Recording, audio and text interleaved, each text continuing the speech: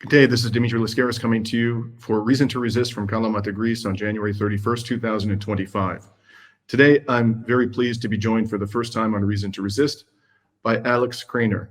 Alex is the founder of Krainer Analytics. He's a former hedge fund manager, commodities trader, and author based in Europe. In 2015, he published his first book titled Mastering Uncertainty in Commodities Trading. Nowadays, he's a prolific commentator in the alternative media on geopolitics and economic issues. Thank you so much for joining me today, Alex. Thank you for the invite, Dimitri, and good to be with you today. So, Alex, I'd like to start with recent developments in the Ukraine war and Europe.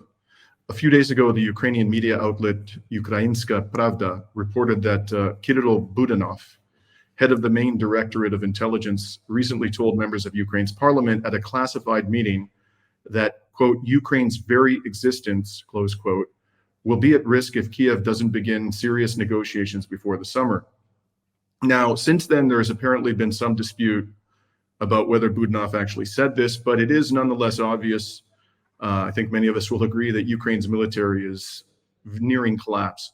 So, for example, last week, Russian forces took the heavily fortified town of Velika Novosilica, which was Ukraine's last major stronghold in the southern Donbass region. Recently, they took another heavily fortified town, Khorakhova, in eastern Ukraine's Donetsk region. They seem to have essentially captured Toretsk and perhaps are on the verge of completing the capture of Chasiv Yar. And both of these were, of course, also heavily fortified towns in eastern Ukraine. In this context, there are reports that the Trump administration has restricted or ended the flow of weapons to Ukraine. What do you make of these reports? Do you think we should take them seriously? I think absolutely. Vladimir Putin just, I think yesterday, confirmed that Ukraine war might be over in a matter of weeks. The Velika Novostilka, I'm not sure if I'm pronouncing that correctly, but that was the last stronghold of the armed forces of Ukraine, and now there's nothing between. Essentially nothing between Russian lines and the Dnieper River. And also, I think that the Ukraine is imploding from within. The Ukrainian state cannot continue to subsist without abundant foreign aid.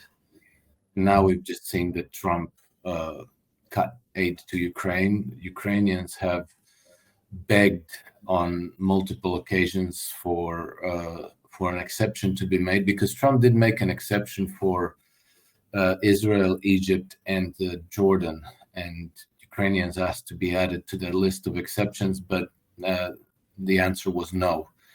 So it'll be difficult to fund the state, the pensions, salaries, the soldiers' wages, and so forth. And so, when you have this kind of a situation, you also have a creeping demoralization. People are less committed.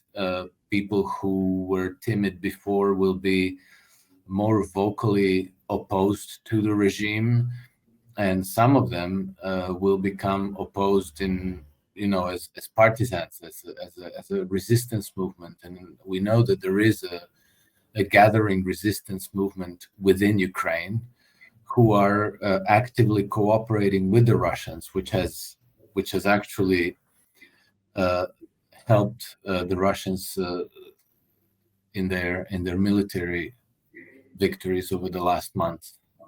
Mm-hmm.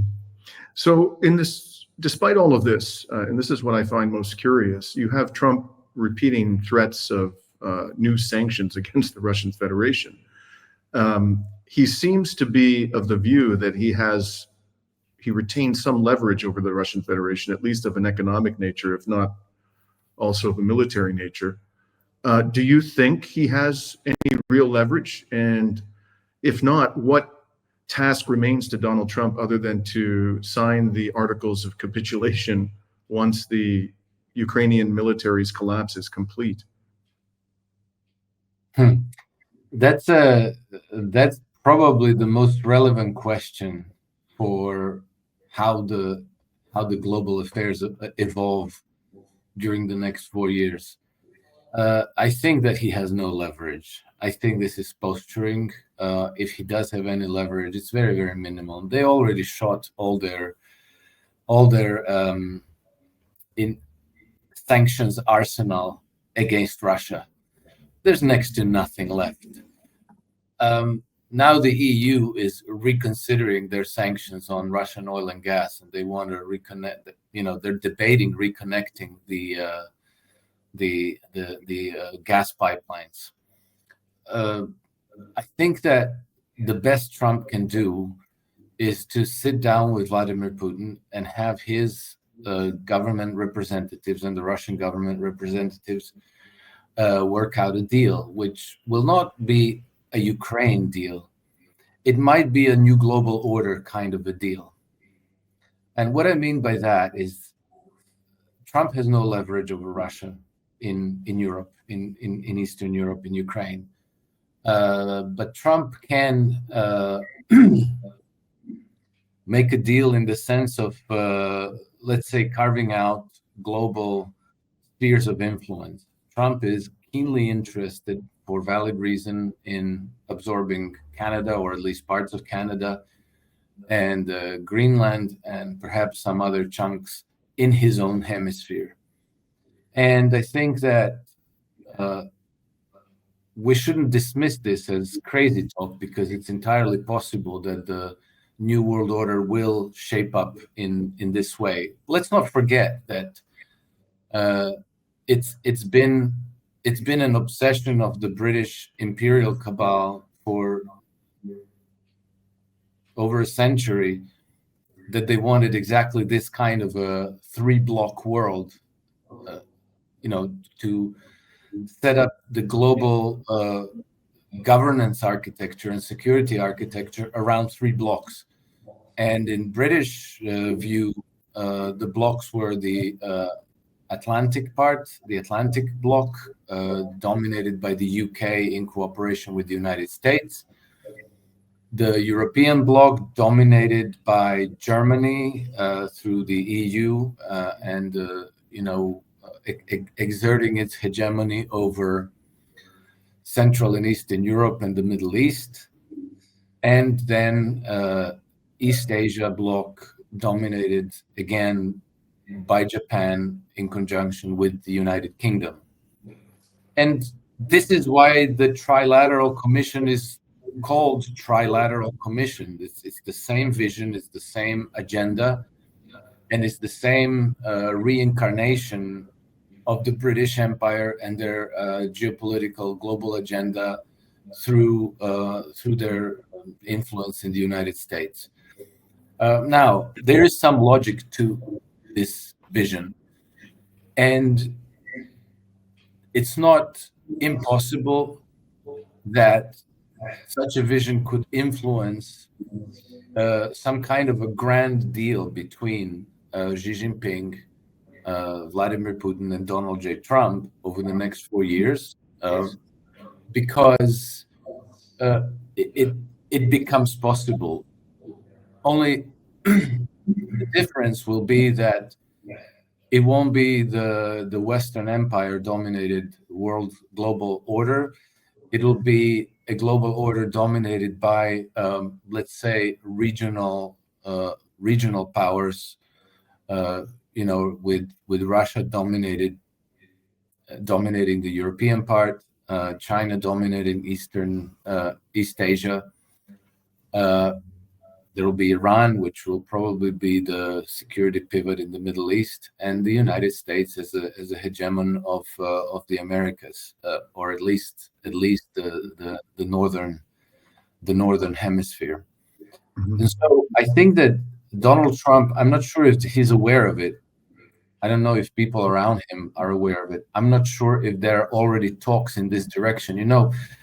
After Donald Trump made his statement about how he likes the Russian people, and he's going to do them a great favor of ending the Ukraine war, and all these things on May 9th, and no other date. Vladimir Putin gave a statement in an interview in which he said, well,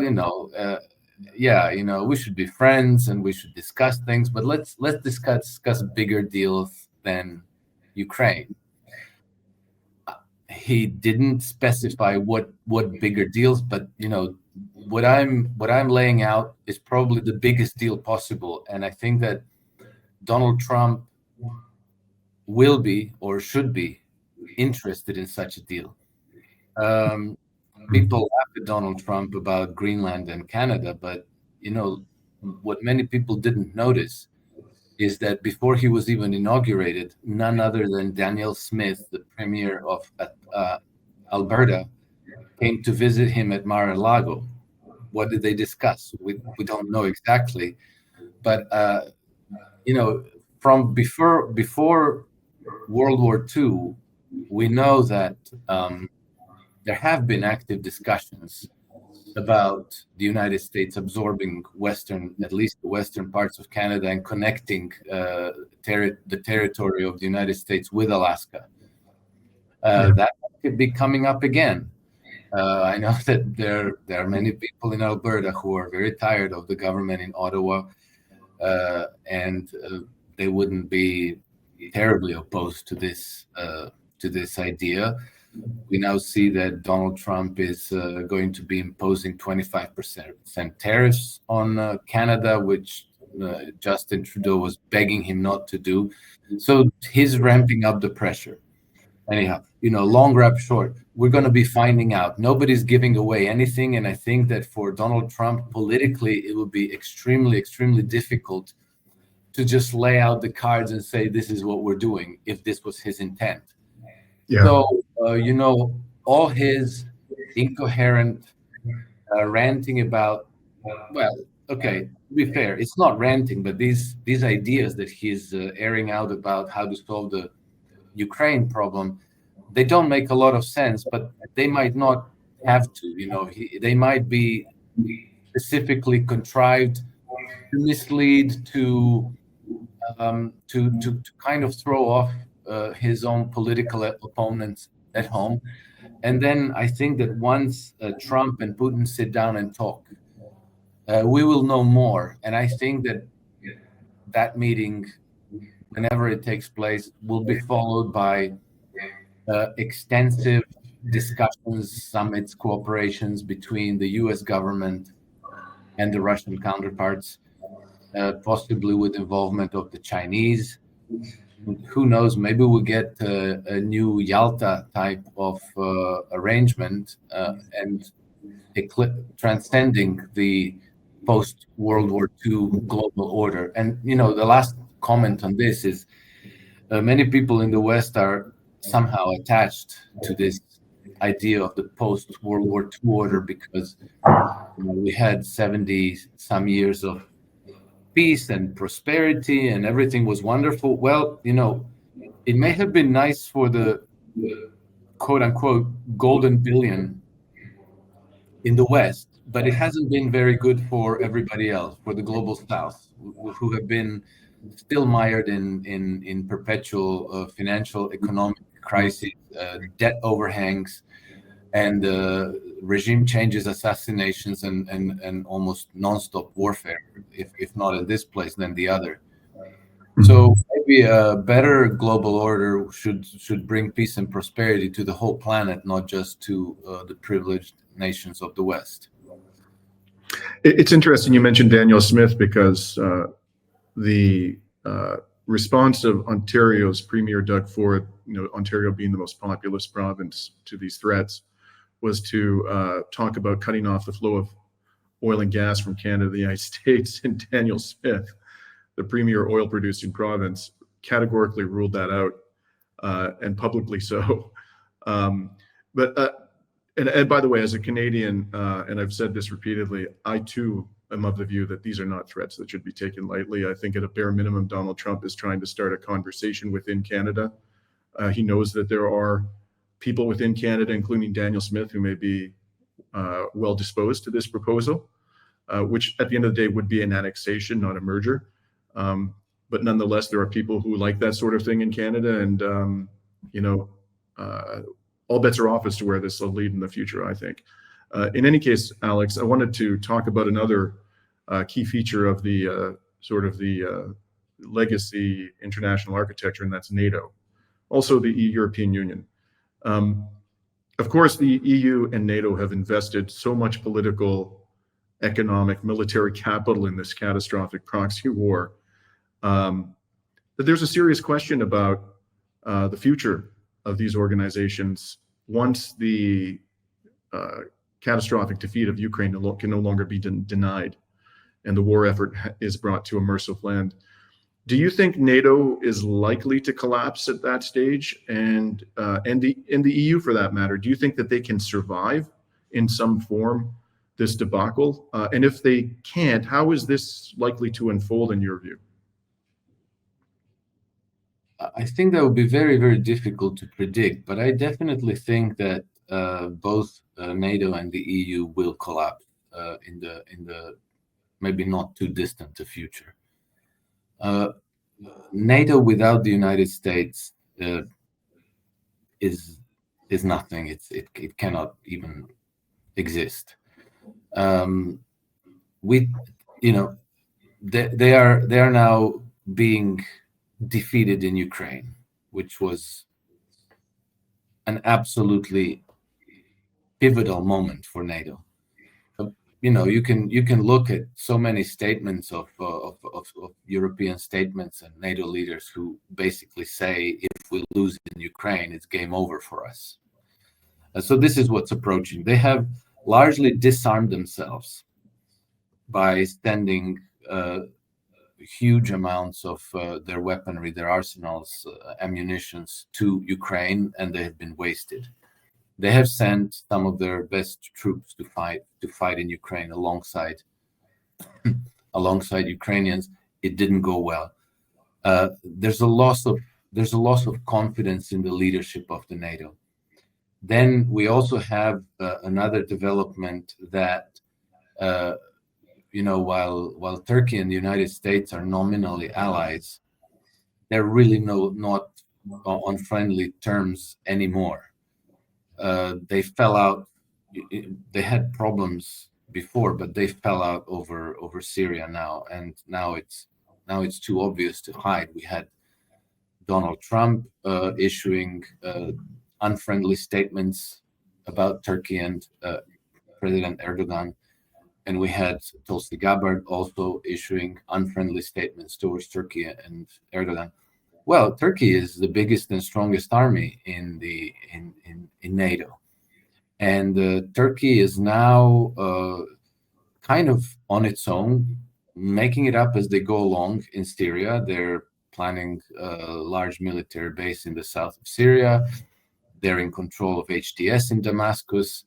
The United States was pressuring HTS and Turkey to organize democratic elections in Syria as soon as possible.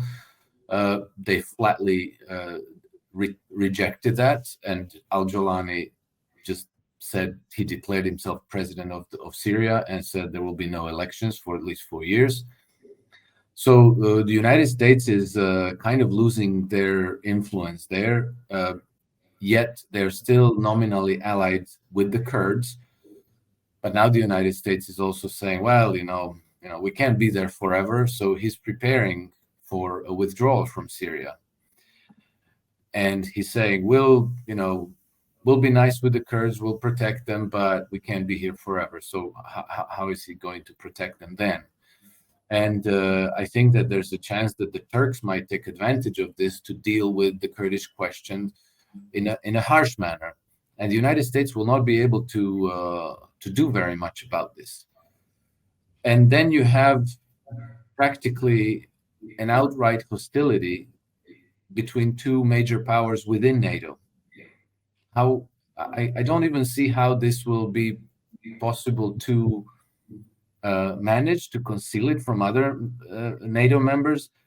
But what will become very, very obvious is that NATO cannot guarantee any nation's security.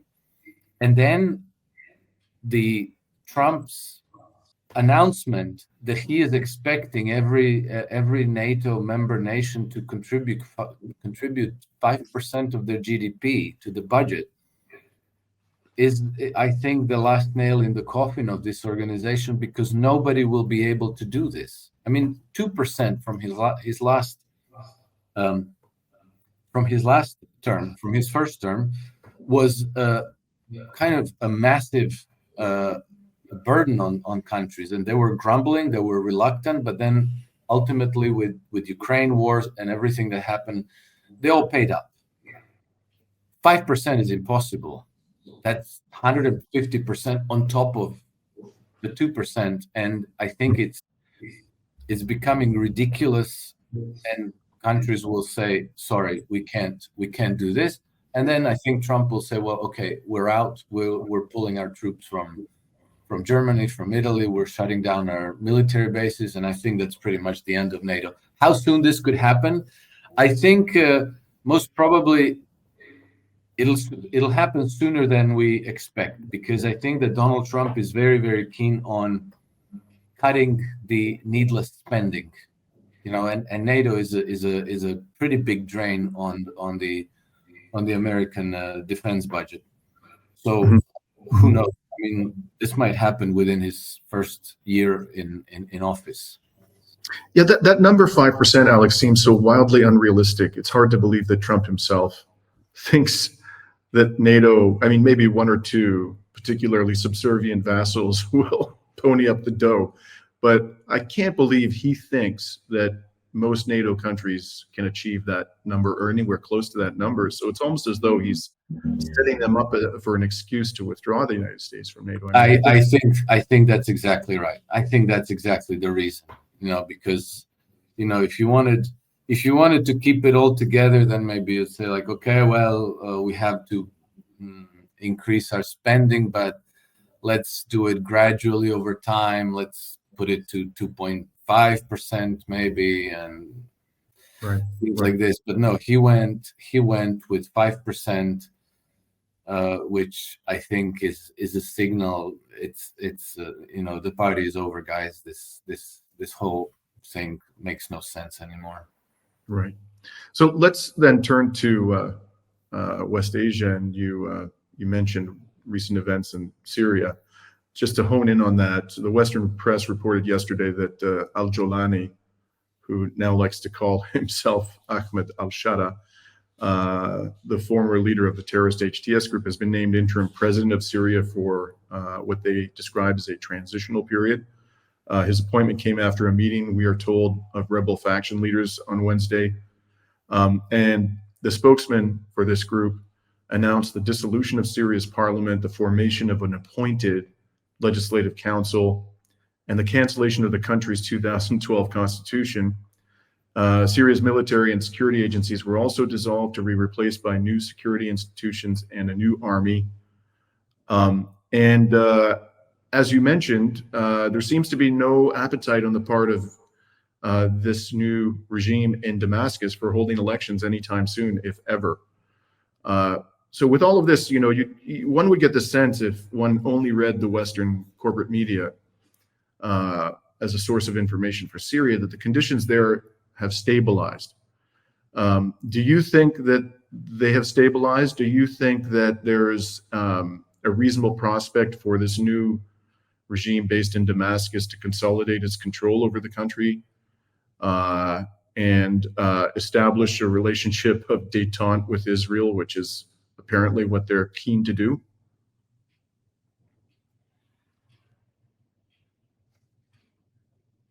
It's very difficult to read Syria at this time. As I mentioned a minute ago, the Turks and HTS are planning a joint military base in the south of Syria, and its objective is to contain Israel. The Turkish political scene is very hostile to Israel. The people in Turkey are hostile to Israel. And there are very strong political factions that want reestablishment of the Ottoman Empire in some form, and that entails taking over Jerusalem. That means, pretty much them taking over Israel.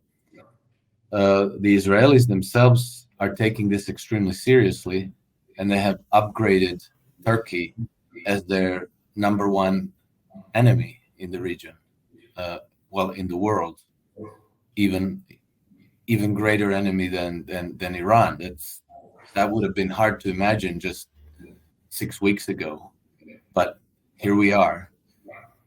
And this begins to create a potentially explosive situation that could blow up unexpectedly for some reason that may not be discernible at this point in time. But let's say that the situation is being set out this way, and then to add complications to the formula, to the equation here, is that divisions of Syrian Arab army have still not been dissolved. They still exist. They're still active. Some of them, a whole tank division, went over east to Iraq, with led by Bashar al-Assad's brother. Part of them are in the mountains around Latakia, where maybe they will simply mimic Hezbollah tactics of warfare. And then also there is still Hezbollah in Lebanon, and there is still Iran and Iranian proxy militias, which will not give up on this region. They will not just go away and allow HTS to establish a jihadi Sunni caliphate in Syria and just leave them alone. And then there's Russia in the mixture, because for the Russians, these Sunni jihadi terrorist organizations are an existential threat. So the Russians may appear today as though they're okay with the situation in Syria because HTS is under Turkish control, and so far they have good relations with Turkey, so that's contained. But in the future, these kinds of units, these kinds of organizations, represent a very grave threat to Russia and also to China, because let's not forget there's a lot of Uyghurs who are active in these organizations and who could, tomorrow in the near future, be sent back to China to destabilize. To destabilize western regions of China. And China has designated explicitly Iran as the anchor of security in West Asia and the Middle Eastern region. So I think that they will. I don't see that they will just let the caliphate establish itself and stabilize, and then become a new unsinkable aircraft carrier potentially for the Western Empire, and a much bigger let's say incubator of terrorist jihadist organization than anything they have in Idlib or in Kosovo up until now. This would be much bigger and much more dangerous. So I expect that Syria will be a mess for a foreseeable future. But when these events, now there's a semblance of stabilization. I think maybe we're in the eye of the storm, and maybe things are going to escalate in the near future again.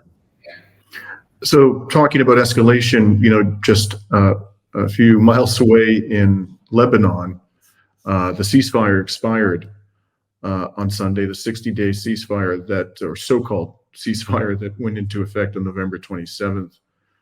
In the 2 months since then, Israel appears to have attacked Lebanon over 1,000 times, killing and injuring more than 100 people. Last night, it heavily struck the Bekaa Valley. Moreover, its troops have not left South Lebanon by January 26th, as they were obliged to do under the ceasefire agreement. The so-called guarantors of this agreement, the United States and France, appear to have no interest in forcing them to leave. And in the face of these violations, Hezbollah has not resumed its attacks on Israeli forces. Rather, until now, it has demanded that the Lebanese army intervene. The new Lebanese government, headed by Joseph Aoun, backed by the US and the Saudis. But there's been no significant intervention at all on the part of the Lebanese army up until now. Where do you think this is all heading? Do you think that Hezbollah will be left with no choice but to resume its resistance to the Israeli occupation? And how much of a capacity do you think it has to do that, especially given that the land bridge from Iran to Lebanon has been severed by the fall of Assad? Well, I think that Hezbollah finds itself in a very delicate moment. There's a risk of civil war at home. And so they have to, there's reason to believe that Hezbollah does have significant influence over the current government in Lebanon, and that General Aoun is not as loyal to his Western sponsors as they might think he is. I think that he understands the risk of civil war, and so I think that a priority for Hezbollah is to avoid that from happening, because that would terribly weaken Lebanon. It would terribly weaken Hezbollah, and it would practically hand Lebanon over to the United States, or US and Britain combined. I think that the United States, I'm not sure if that might change under the Trump administration. There's no indication yet, but the United States is probably counting on using Lebanon as its let's call it next or spare unsinkable aircraft carrier in the region if Israel goes down in flames, and that shouldn't be unthinkable. Henry Kissinger himself declared explicitly that Israel would no longer exist in 10 years time. He said that in 2012. So we're past that date. But let's say that the American foreign policy establishment was aware that Israel, as it is set up now, is unsustainable, and that it will probably cease to exist in the near future. So the Americans are building this enormous, massive embassy in Lebanon, probably indicating their intention to use Lebanon as the next beachhead in the Middle Eastern region. Syria might come in as well, but at the moment they don't have so much influence because it's HTS, and HTS is responding to Erdogan and Turkish intelligence, MIT, and they are not on the same page with the United States. And at the same time, as far as Hezbollah is concerned, I think that if they restarted large-scale attacks against Israel, that would jeopardize peace in Gaza. And so I think that they want to give the troops in Gaza a chance. It's unlikely that it's going to hold past phase one. But nevertheless, Hezbollah cannot be the factor that demolishes the prospects of that peace. So I think that those are some of the reasons why they will hold off on returning fire and attacking Israel in any more significant manner. whether the reason for this is also Hezbollah's weakness, I wouldn't really bet on that, because the land bridge, as far as I understand, has not been severed. It's been disrupted, but it has been in some ways reestablished. We don't know exactly in what way, but somehow Hezbollah is getting supplies again from Israel. Sorry, from sorry, from Iran. Judging what's happened in Gaza, it wouldn't be surprising if they got some supplies from Israel, because the Hamas fighters have been walking around with Tavor rifles from the Israeli military. Yeah, there you go. But that's going to be minor. There's going to be a marginal, marginal addition. Yeah. But anyhow, we've seen that Hamas has been, penned in Gaza for 16 months now, fighting Israel. And when they emerged a few days ago for these hostage exchanges, they looked in pretty mint conditions. And so if Hamas could stand their ground for 16 months and not only not lose power, but actually gain in strength, then I think the same is possible also for Hezbollah. They're not fragile organizations. They have prepared for this for about 30 years now. Maybe not 30, but a good 20 years now. And they know what's coming. They know that this clash is inevitable. And so I wouldn't bet on Hezbollah's weakness at this point. I wouldn't bet on Hezbollah's weakness at any point. And then, the whole idea of imposing and enforcing this blockade on Hezbollah by interrupting this land bridge, I don't even know how anybody imagines that that's possible. I mean, HTS, for the most part, who are now supposedly in charge of Syria and control, for the most part, they're mercenaries. How susceptible are mercenaries to bribery? And this region of the world is the cradle not only of civilization, but also of smuggling. If you can earn a PhD in smuggling, it would be there in the University of Beirut, or somewhere there. Right. So I think that's going to be an extremely porous blockade. I think negligible. It's for the United States, for the West, for NATO, UK, for Israelis, it's going to be next to impossible to police that. So that blockade is as good as non-existent, I think.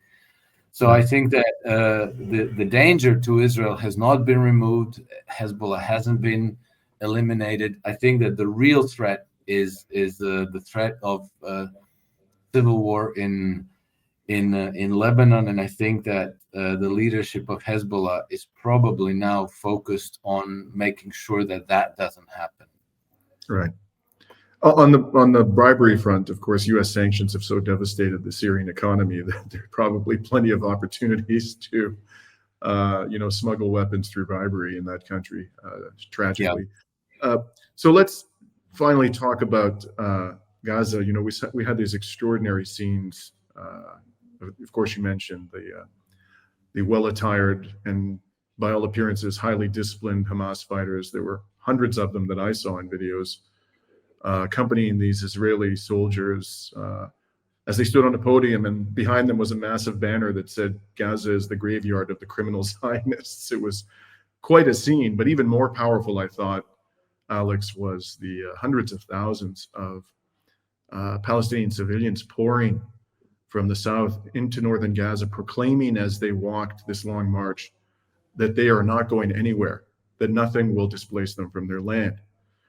And at the same time, you have Donald Trump insisting, even though his so-called allies from Egypt and Jordan have categorically rejected this, that they are going to take 1.5 million Palestinians from Gaza in an effort, as Trump put it, to clean out the strip, which he openly acknowledges now has been entirely demolished, despite all the narrative about Israel taking extraordinary steps to protect civilians and so forth. We can all see, we can all see with our own eyes that this was always, a delusional fantasy of the Zionist regime. But now Trump is openly acknowledging it, and he's using this as a basis to argue that Arab states, principally Egypt and Jordan, must accept the forcibly displaced Palestinian population. I don't know what to make of this, Alex, because to me, first of all, I'd be astonished if either the King of Jordan or Sisi would agree to this. But even if they agreed to it, how would you implement this? I mean, they weren't even able, the Israelis, to secure Beit Hanun. They couldn't even take a little corner of northeastern Gaza after 15, 16 months of barbarism. How are they going to get 1.5 million people to leave? I mean, do you think, again, this is kind of comparable to this whole question of 5% spending by NATO military countries? Is it so beyond the realm of realism that you wonder whether Trump actually believes it himself, or he's got some other trick up his sleeve and he knows it ain't going to happen, but he's saying it anyways? What do you make of this? You know what, the trick up his sleeve might be that they might build a pontoon wharf on Gaza beach somewhere, and then bring ships to take people in and out. You know how well that worked out the first time. I think that you're absolutely right. On a serious note, for some reason, Donald Trump feels very confident that Jordan and Egypt will concede to his demands. Okay, so let's say they do. Then what? How are you going to get those people there? If they refuse to leave, what are you going to do? You can maybe force a few thousand people to go somewhere. You cannot force 1.5 million people against their will to go where they don't want to go. And I think another aspect of this, which I think is alien to many people in the new world, is that in the old world, people are very much attached to their land. It's not all the same to them. In the United States, if you live in New York and you get a better job in California, well, you pack up, off you go, and then you live in California. It's all the same, or wherever. People think nothing of moving towns, cities, states, whatever. In the old world, it's not like that. People are very much attached to the land. They have generations upon generations sitting in the same territory. This is very important to them. They know how to till the land. They know how to fish. They know how to hunt in those territories. To them, changing territory is an existential threat.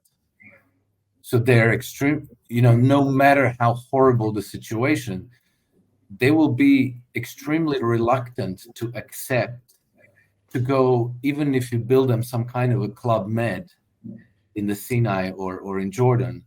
They will be extremely reluctant to go. Not to mention that this would be politically potentially a very destabilizing change for the regimes of King Abdullah or General Sisi in Egypt. So I wonder if Trump is poorly advised, or if he's simply kind of playing the part for his Zionist donors who expect this of him. And so he's going to play it out until it fails. I don't know. It's very hard for me to judge Trump because he plays curveballs a lot. For example, from his first term, I was observing very carefully the regime change attempts in Venezuela, because I used to live in Venezuela, so I'm pretty familiar with the country. And it seems to me that he went through all the motions of, oh, we're going to take over Venezuela, but he didn't have his heart in it. And then he put the whole project in charge of two of the biggest flunkies in his administration, being John Bolton, whom he described as the dumbest person in the world, and the other one was Elliot Abrams, who I thought was dead because he was the big person in Iran-Contra's affair, but then he kind of vanished from the radar, from public life. I wasn't even aware that he was alive anymore, and then all of a sudden he resurfaces as the man in charge of the regime change in Venezuela, and obviously the whole thing crashed and burned, and nothing happened. And Juan Guaido is still available for work if anybody needs him. And if Al Jolani allowed free and fair elections in Syria, I'm sure that Juan Guaido could give it a go. At any rate, everybody running Syria today seems to be a foreigner. So what difference would that make? Right. Yeah. So thank you so much, Alex, for your entertaining and insightful commentary. I hope we can continue this conversation in future. I know that our audience members would really appreciate that. Absolutely, with pleasure, Dimitri. Thank you. Where can people find your work, Alex? I'm sure they'll want to follow up after this. I'm most active on X. My handle is @NakedHedgy, and on Substack, where I have two publications. One is Alex Krainer's Substack, where I write things of general interest, mostly related to economics, history, geopolitics. And the other publication is iSystem Trend Compass, which is a daily markets newsletter, always with the commentary, but also providing trend following signals for 17 key global markets, including gold and Bitcoin. So those are the three main platforms where I'm active. Okay. Thank you so much for joining us today, and look forward to the next conversation. Great pleasure, Dimitri. Thank you for having me, and warm greetings to all your viewers and listeners. And this is Dimitri Lascaris coming to you from Kalamata, Greece on January 31st, 2025.